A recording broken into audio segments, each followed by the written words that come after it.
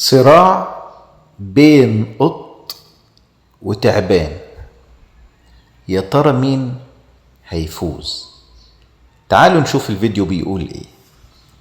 عايزين نركز قوي مع الفيديو وكل لحظة فيه، لان الفيديو ده خطير جدا جدا جدا. طبعا التعبان عايز يدخل البيت والقط واقف له، تمام. القط طبعا يعني ايه، مترقب حركة التعبان. التعبان طبعا عمال بيحاول، لكن القط مش سايب، عايز يهرب. التعبان عايز يهرب، القط بيرجعه تاني. حاجة في قمة الغرابة. يعني شايفين القط بيدافع دلوقتي، التعبان بيهاجم.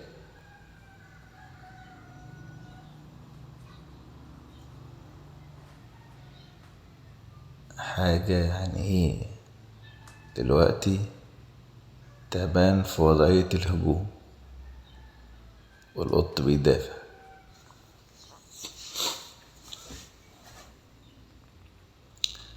برضو القط مش سايب التعبان يمشي، التعبان عايز يهرب، القط مش سايب. سبحان الله العظيم. وحدوا الله وصلي على الهادي. شايفين يا جماعة؟ شايفين القط بيتابع حركة التعبان، بس مفيش هجوم، يعني ما بيهجمش، هو سايبه يمشي. لما بيحس ان هو هيهرب بيرجعه تاني. شايفين؟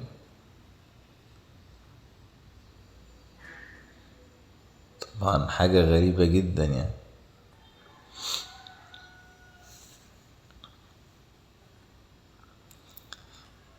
في حد شاف الموقف ده قدامه قبل كده؟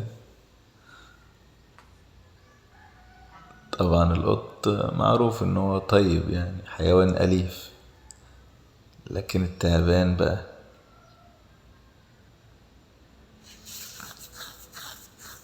شايفين التعبان بيتسلل بيحاول يهرب، لكن القط مش سايب، عمال بيجر يرجعه تاني.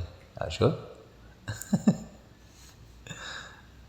القط كمان خطير، يعني ايه، انا مش هسيبك تمشي، يعني انت عايز تمشي انا مش هسيبك يا عم، سيبني.